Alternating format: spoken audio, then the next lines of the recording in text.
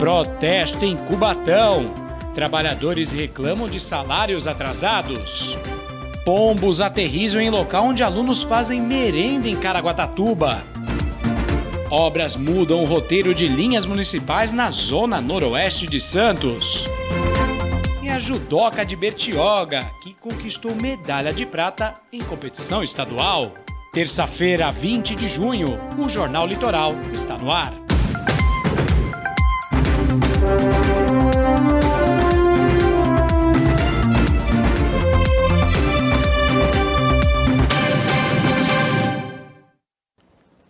Boa tarde, pessoal. Funcionários de uma terceirizada realizaram um protesto em frente à Prefeitura Municipal de Cubatão.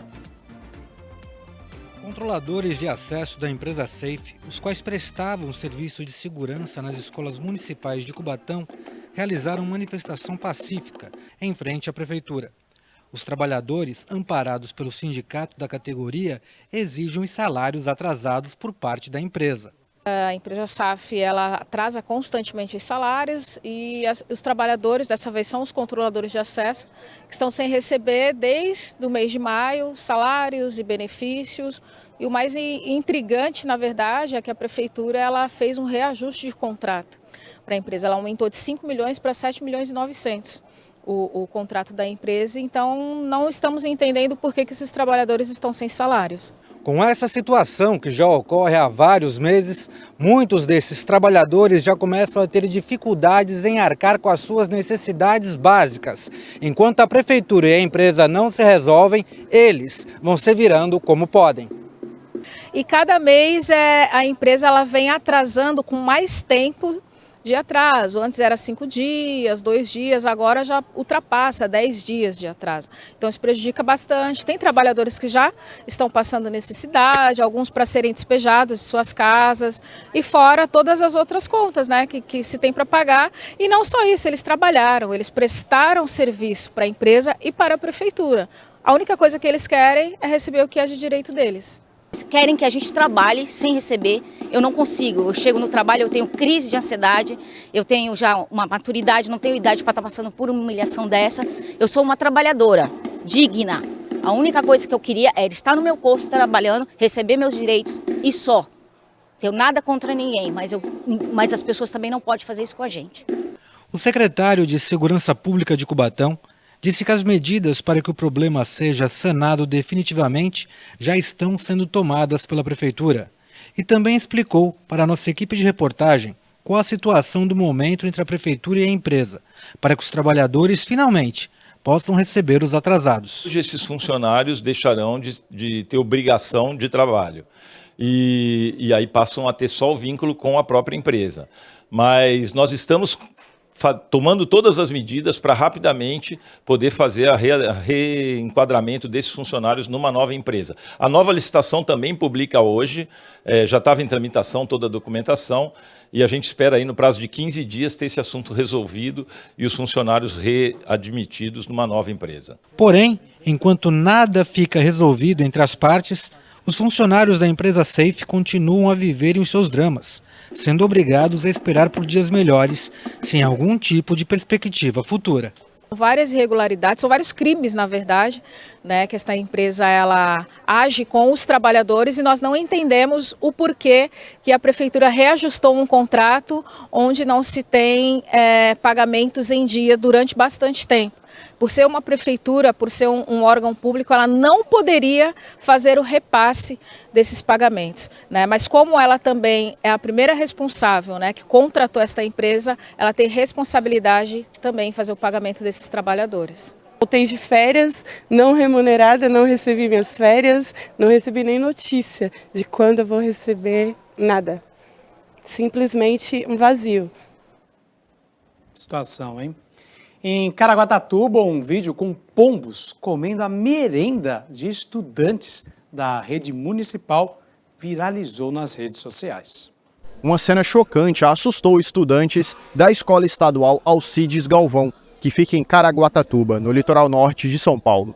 Um vídeo feito por alunos mostra vários pombos sobre o balcão de self-service do refeitório e se alimentando da merenda escolar. De acordo com relatos de pais e alunos, as aves invadem frequentemente o refeitório da escola, onde são servidas refeições para centenas de estudantes com idades entre 15 e 17 anos. Os pombos parecem estar acostumados com a presença dos alunos e chegam a ficar a poucos metros deles.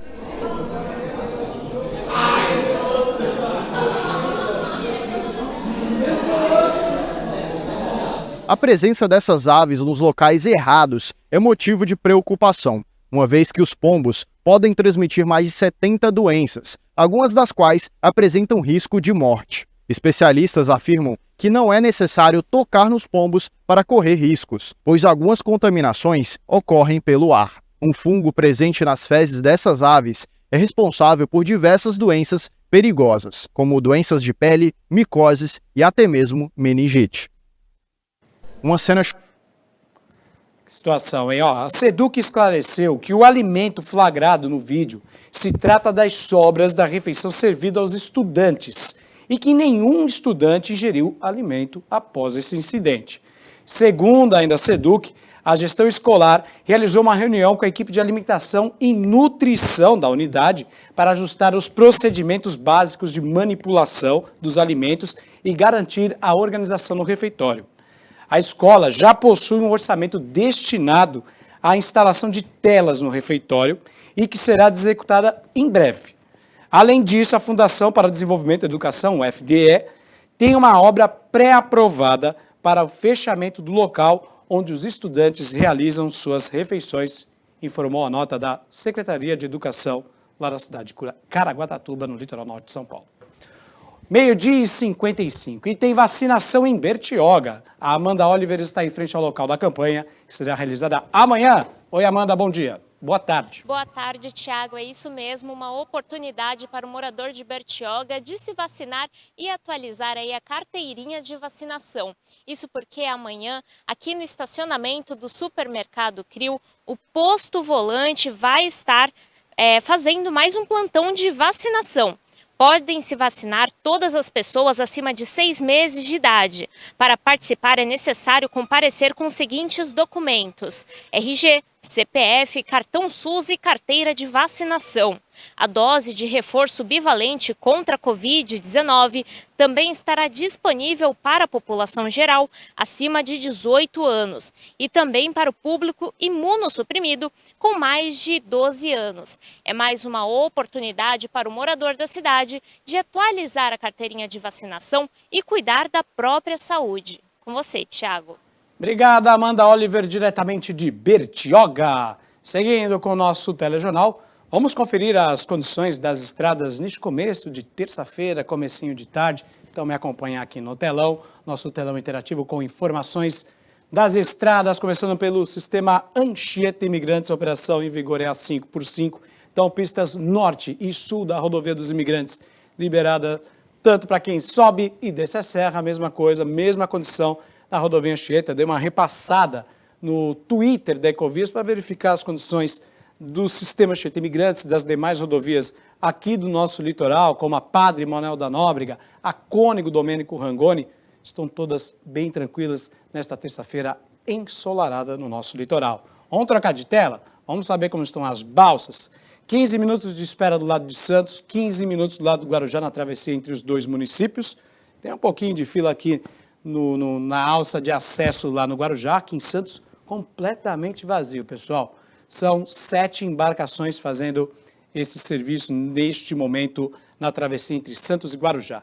Trocando de tela, indo um pouquinho mais ao norte, travessia entre Bertioga e Guarujá. A gente não tem a imagem da câmera do lado do Guarujá, mas temos do lado de Bertioga. São 20 minutos de espera em cada lado e temos 2 embarcações operando o serviço no canal de Bertioga. Indo mais ao norte do litoral de São Paulo, serviço entre São Sebastião e Ilhabela, 30 minutos de cada lado. São 5 embarcações, 5 balsas operando o serviço lá no litoral norte. Também não temos a imagem disponível da travessia do lado de São Sebastião, mas temos do lado da Ilhabela, com caminhões na fila, pessoal. 30 minutos de espera, são 5 embarcações fazendo a operação. As informações das travessias de balsa aqui do nosso litoral você encontra no site do Departamento Hidroviário do Estado de São Paulo. Acesse www.dh.sp.gov.br e as informações do Sistema Anchieta Imigrantes e de outras rodovias que a concessionária Ecovias toma conta, faz a gerência, você encontra nas redes sociais da Ecovias, tá certo? São 12h59. E obras na zona noroeste de Santos mudaram o roteiro dos ônibus municipais. As ruas do Jardim Rádio Clube, na zona noroeste de Santos, andam bem mais agitadas do que de costume nas últimas semanas. Obras nos principais cruzamentos do bairro mudaram o panorama local, principalmente no que se diz respeito aos itinerários do ônibus, que tiveram que mudar a rota. O local onde está situadas as obras, aqui na zona noroeste de Santos, entre a rua Álvaro Guimarães e a praça Jerônimo Laterza, realmente divide a opinião dos moradores, principalmente daqueles que têm que pegar ônibus para se locomover a outras localidades da cidade. Para mim não prejudicou nada, a gente espera melhora, né? Então mudou o itinerário que ele entra ali na outra rua, mas é normal, né? Ele ia direto, como está em obra agora, né? Não tem condições, então ele tem que fazer o contorno para poder ir para o final. Mas para mim, na minha opinião, está tudo normal. Tá assim, um pouco complicado, sim. Eu acho que tá principalmente no horário de pico, né? Que é muito trânsito. O trânsito, o itinerário do ônibus demora bastante ter ido à volta para chegar no ponto. E então o trajeto demora mais agora? Demora mais, é. Que são coisas que levavam 20 minutos, agora eu levo quase meia hora, 40. Apesar dos ônibus fazerem um trajeto um pouco mais longo e permanecerem mais tempo no bairro, tem morador que acredita que a obra pode trazer muitas melhorias. Vai ficar bom, porque não pode ficar enchendo de água quando a maré sobe, aqui tudo enche, os comerciantes são obrigados a fechar as lojas, mas tem que ficar bom, eu acredito que sim. O senhor é a favor das obras mesmo com a mudança do itinerário dos ônibus? Com certeza, com certeza. Para melhoria tem que continuar as obras. No entanto, o que é mais importante na Zona Noroeste parece que nunca vai mudar. A coragem de levantar cedo e encarar a vida com muita disposição. É isso aí. Faça como o pessoal da Zona Noroeste, mande seu recado para a gente através do WhatsApp 13 99 6666. Tá aqui, ó. Tá vendo? Mande seu recado para a gente. O pessoal da Zona Noroeste mandou um WhatsApp aí reclamando da mudança no roteiro dos ônibus, então a gente fez essa matéria. Procurada, a Prefeitura nos respondeu uma nota falando o seguinte: as obras de revitalização da via visam tornar importante o corredor comercial da Zona Noroeste em uma área mais atraente e investimentos e geração de empregos, pessoal. Conforme informada a população e representantes dos comerciantes do bairro, os trabalhos tiveram início em janeiro deste ano e tem prazo de 18 meses de execução, tá, pessoal? Então são várias etapas, são 18 meses. Todas as mudanças viárias e no transporte público municipal são sinalizadas e amplamente divulgadas nos canais de comunicação da Prefeitura de Santos. Então, isso aí é a nota da Prefeitura de Santos, Assessoria de Comunicação.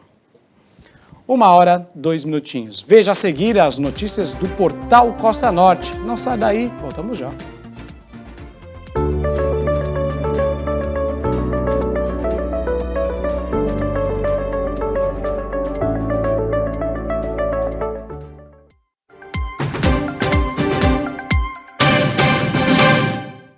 Que bom que você está conosco aqui no Jornal Litoral, na tarde desta terça-feira, dia 20. Agora, 1h06. Vamos saber as notícias do Parlamento aqui de Santos, porque hoje tem sessão ordinária na Câmara. Na ordem do dia, tem um projeto em homenagem ao Rei Pelé. Não é isso mesmo, Valentim Cardoso? Boa tarde. É isso mesmo, Tiago. Olha, a cidade de Santos poderá ter um dia, um feriado municipal em homenagem ao rei do futebol, em homenagem a Pelé. Boa tarde para você, boa tarde para todos que acompanham o Jornal Litoral. O projeto de lei é de autoria do vereador Sérgio Santana, ele que é líder do PL, do Partido Liberal, na Câmara Municipal de Santos. O vereador encaminhou à presidência da casa que o dia 23 de outubro, dia do nascimento de Pelé, seja adotado na cidade como feriado municipal. Como todos sabem, Pelé nasceu no ano de 1940, no dia 23 de outubro. Ele que é filho do ex-jogador Dondinho e também de Dona Celeste. Durante toda a sua carreira aqui no Brasil, Pelé só vestiu uma única camisa, que foi a do Santos Futebol Clube, Thiago. Os títulos que Pelé conquistou, dentre eles vários campeonatos brasileiros, paulistas, 2 Libertadores e 2 Mundiais de clube. Além disso, 3 Copas do Mundo com a seleção brasileira de futebol. É com você, Thiago Dantas.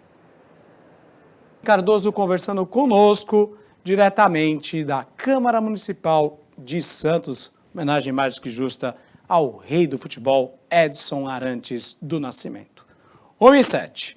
Está na hora de conferir as principais manchetes do portal Costa Norte. Para isso, vou falar com a Eleni Nogueira. Boa tarde, Eleni. Oi, Thiago. Boa tarde. Em Ilhabela, a Festa das Tradições Nordestinas começa na sexta-feira e segue até domingo com várias atrações musicais e comidas típicas. E quem quiser adiantar a comilança, já pode dar uma chegadinha na Praça de Alimentação, que será aberta a partir de hoje, às 19 horas. No Guarujá, a filha de uma idosa com Alzheimer faz um apelo na internet. Ela pede ajuda para reconstruir a casa da mãe. Olha só, a residência foi incendiada na terça-feira passada por 3 crianças que brincavam com bombinhas. Para encerrar, vamos lá para Ubatuba, onde uma operação da Polícia Federal apura possíveis crimes praticados em processos de licitação na área de saúde. As equipes cumpriram mandatos de busca e apreensão na manhã de hoje. Mais detalhes no portal Costa Norte, www.costanorte.com.br. Com você aí, Thiago. Valeu, essa foi a Eleni Nogueira conversando conosco. Pessoal, vamos conferir os destaques do Viver em Santos e região.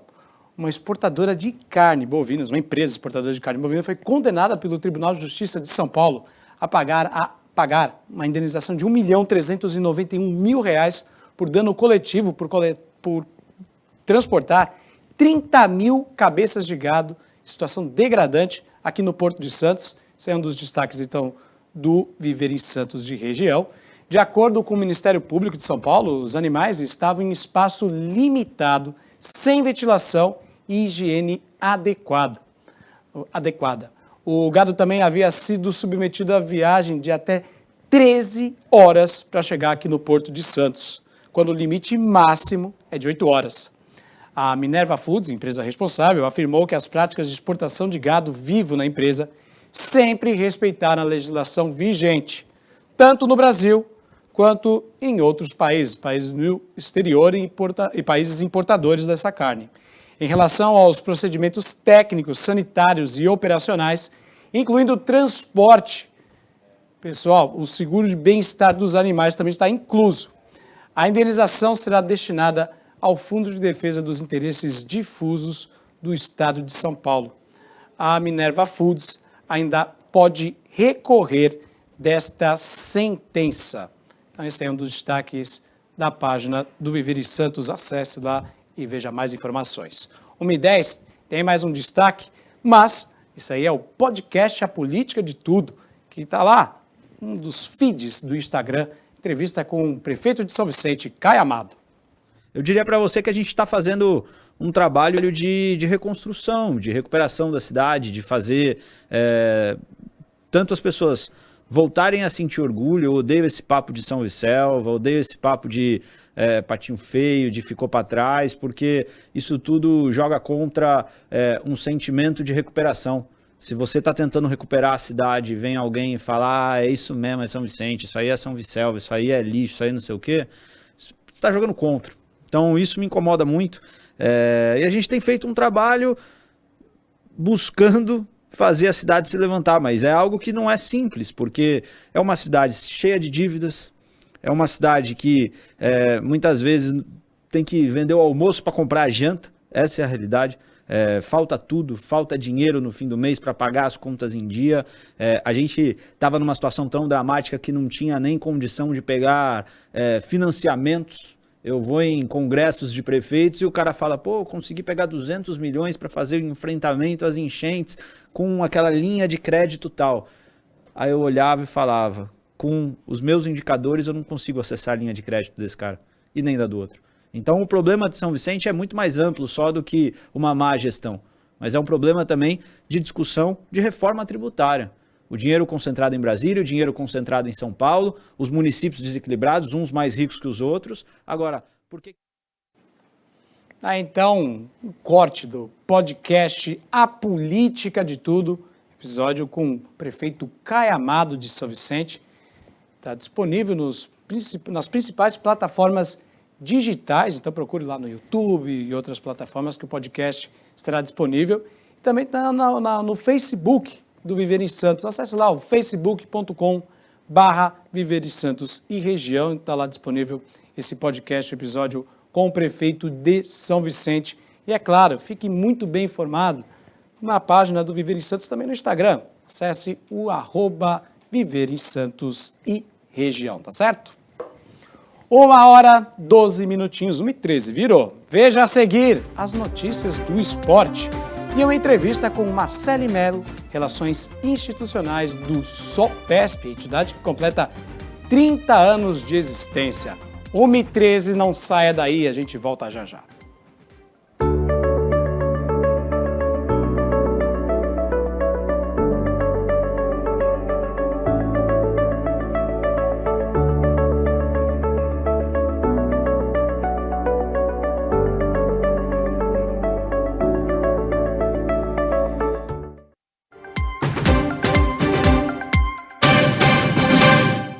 Uma hora e 17 minutos de volta com o Jornal Litoral ao vivo para você. E o SOPESP, Sindicato dos Operadores Portuários aqui do estado de São Paulo, completa 30 anos em 2023 com uma série de eventos para comemorar essa data.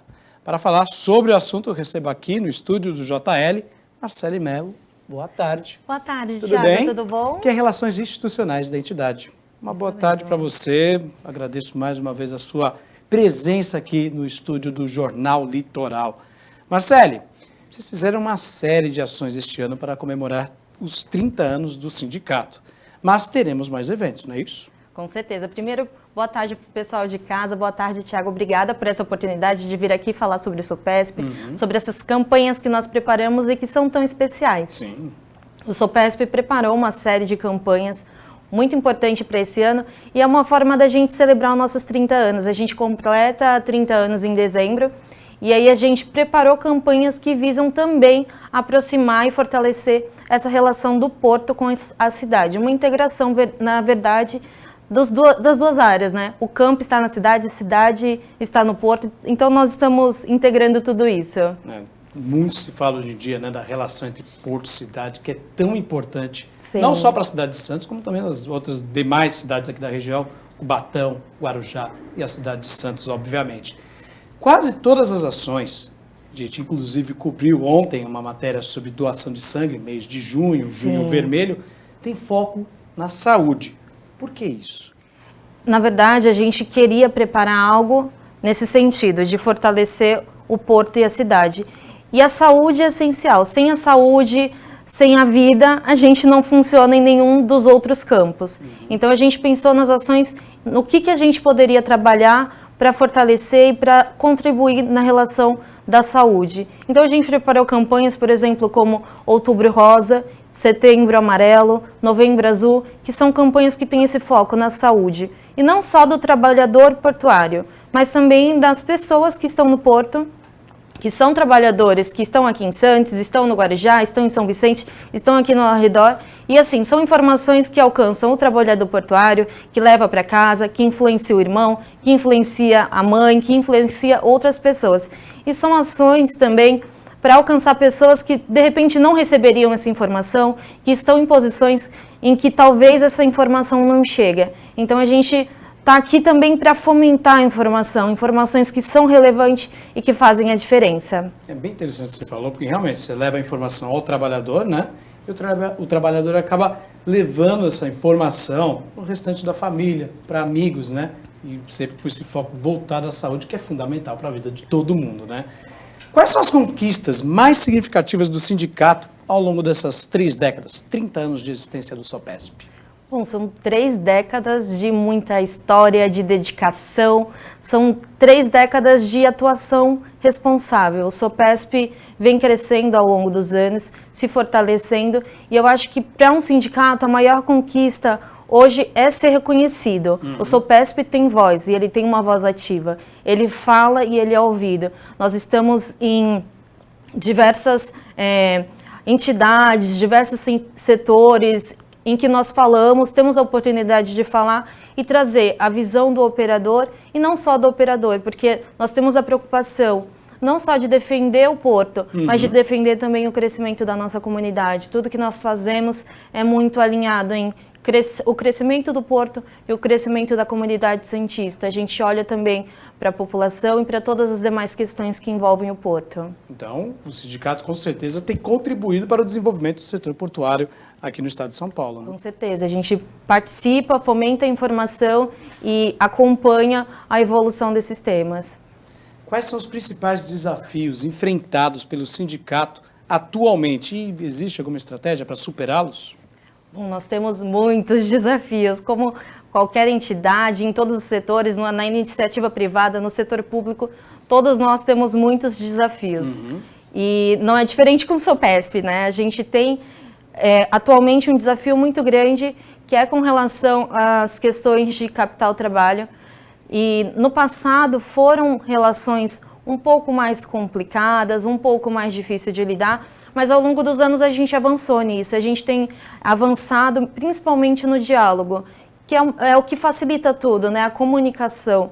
E hoje a gente tem um relacionamento, um diálogo aberto com os sindicatos, a gente avançou muito nisso e a gente consegue avançar nas demais questões conversando, tratando. E a gente tem uma questão peculiar aqui em Santos, a gente tem muitos sindicatos, cada um deles com as suas peculiaridades. Defendendo sua categoria, né? Sim, e a gente tem que tratar com todos esses sindicatos, então é uma relação que é um pouco mais delicada, mas que tem fluído muito, tem avançado e a gente tem trabalhado nisso e realmente é uma questão, uma relação que a gente precisa continuar desenvolvendo sempre. Você lembrou de uma passado, né? Tinha muita notícia, né? Quem lia jornal antigamente, eram greves e mais greves, eram protestos, os sindicatos paravam literalmente o Porto de Santos. E hoje em dia, agora acho que a relação entre o sindicato, tanto ouvindo o operador portuário, ouvindo os trabalhadores, essa junção, esse casamento, vamos dizer assim, melhorou muito, né? Sim, com certeza. E além disso, a gente tem outros desafios muito grandes também. Por exemplo, a questão de acessos e infraestrutura é pauta essencial. Não só para o porto, mas para o crescimento da cidade. A gente tem muitas obras que estão em andamento, obras que precisam acontecer. A gente tem a questão do sistema Anchieta Imigrantes, que já está saturado, a gente sabe que precisa de uma terceira alternativa, a gente não tem uma bandeira do que precisa ser feito, a gente apoia, né, ideias e a gente apoia o crescimento do porto. O que a gente quer é participar dessas discussões, participar ativamente, ter voz nessas discussões, para que a coisa realmente aconteça. Com certeza, envolvendo relação porto-cidade, né? Com certeza, sempre. Muito entrelaçado essa informação, até porque o fluxo do porto acaba influenciando diretamente todas as cidades da Baixada Santista. Né? Sim, com certeza. Então a gente precisa realmente de estar todo mundo junto para conversar e interagir e para a coisa andar. Quem sabe a gente pode sonhar aí com uma terceira pista da rodovia dos imigrantes aí para melhorar o fluxo. Vamos torcer para isso. Né? Em relação ao futuro, quais são as perspectivas para o sindicato em termos de representação institucional, defesa dos interesses dos operadores portuários? O que vocês têm de perspectiva?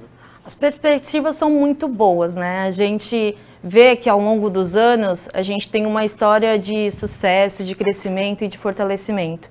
E a gente tem tudo para continuar crescendo. Então, realmente é necessário da gente continuar se colocando como um sindicato forte.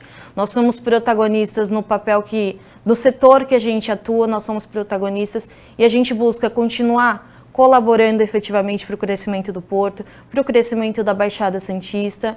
E é isso que a gente espera, continuar sendo um sindicato forte e colaborando para o crescimento do porto, que influencia necessariamente também no crescimento do Brasil, na nossa balança comercial, e tá tudo junto. Com certeza. Nosso tempo é curto, Marcele, mas agradeço demais a sua presença. Muito aqui no obrigada, Jornal Litoral, Thiago.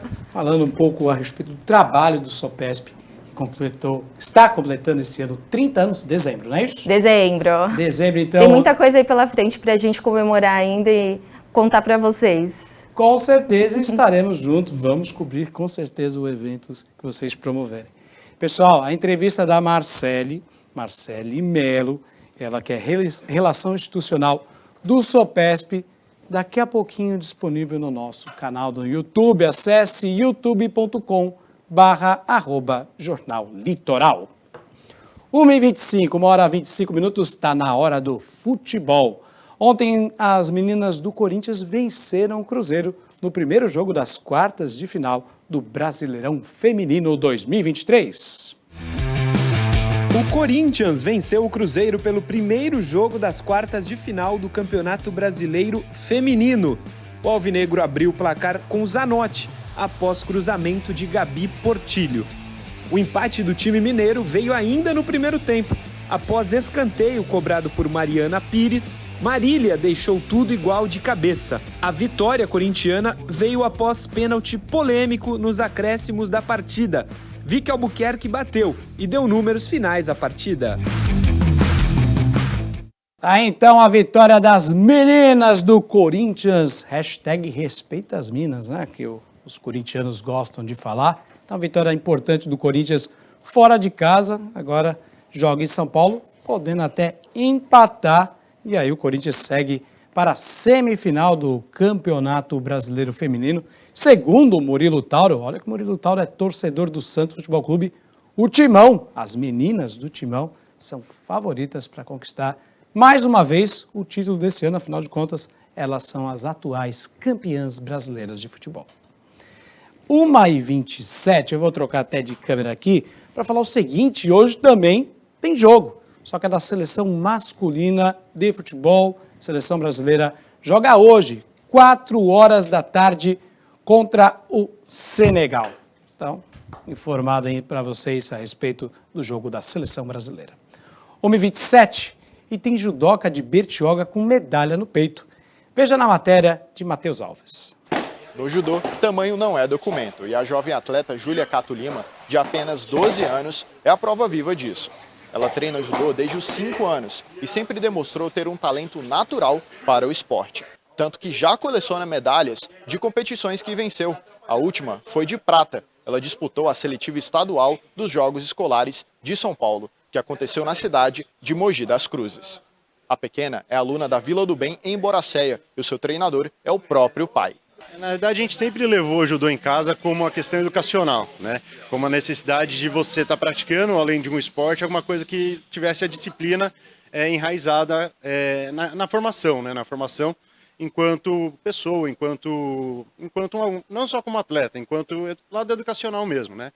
A Júlia começou o judô aos 5 anos, né? Fez parte do início do judô, que começou na escolinha de Guaratuba, lá. Esse projeto foi crescendo. Hoje a gente tem mais de 50 crianças treinando no projeto lá em Guaratuba pela Prefeitura de Bertioga. Então, assim, os atletas e alunos que já são antigos no projeto, eles auxiliam muito com o início dos pequenos, com a iniciação, até pela quantidade de crianças que a gente precisa da ajuda dos mais velhos, né, para que eles aprendam, para que eles ensinem e aprendam junto com os pequenos também. Em 2022, a jovem atleta conquistou o primeiro lugar no circuito do Litoral, na categoria Sub-13. A última competição que Júlia participou contou com mais de 1.000 atletas de todo o estado de São Paulo. Os competidores tinham entre 11 e 17 anos. O desempenho dela garantiu a vaga como cabeça de chave da final, que vai acontecer nesse domingo em Santo André. Então, no primeiro ano de categoria, umas meninas 2 anos mais velhas que eu. Elas têm um pouco mais anos de experiências, mais graduadas. Sempre morri de medo de lutar com elas. Aí, na semifinal, eu me superei, eu lutei com a campeã brasileira, ganhei dela de pom. E chegou na final, já estava bem cansada, me machuquei e acabei perdendo. Mas fiquei bem feliz com o resultado. Tô bem nervosa, né, porque é só a campeã que classifica para o brasileiro. Vão ser as 8 melhores do estado que eu vou disputar. E eu tô treinando bastante, todos os dias eu treino crossfit, no Estação Terra, no Morada da Praia. Corro, tenho os treinos de judô aqui na Vila do Bem, os treinos de judô na escolinha do Guaratuba. E meu pai também está sempre me acompanhando. É isso aí, crossfit, apoio da família, essa judoca vai longe. 12 anos, pessoal, tá forte essa menina aí. Quem sabe lá na frente, ver essa menina aí nas Olimpíadas, torcendo aí pelo Brasil, representando o Bertioga, o litoral de São Paulo e um país inteiro, tá certo? Pessoal, continua aqui na câmera aqui para falar do WhatsApp da TV Cultura Litoral, do Jornal Litoral. Participe do nosso jornal, mande seu recado, mande sua sugestão de pauta, mande sua reclamação. 13 99 666 1000. Nossa produção estará atenta ao recado de vocês. Faça como o pessoal da Zona Noroeste. Mande seu recado, a gente foi lá e fez uma matéria. Outro canal muito importante de comunicação, além do WhatsApp, são as nossas redes sociais. Acesse o Instagram da TV Cultura Litoral. No Instagram, o @TV Cultura Litoral. Tem muito conteúdo que a gente produz, não apenas do Jornal Litoral, tem o Resenha Santista, tem o Café com Zaidan, tem muita coisa bacana. Então acesse as nossas redes sociais, o @TV Cultura Litoral. E é claro que não posso esquecer do nosso canal no YouTube. Acesse youtube.com/Jornal Litoral. Lá tem playlists exclusivas com muita informação para você. 1h31. E desta forma a gente encerra a edição de hoje.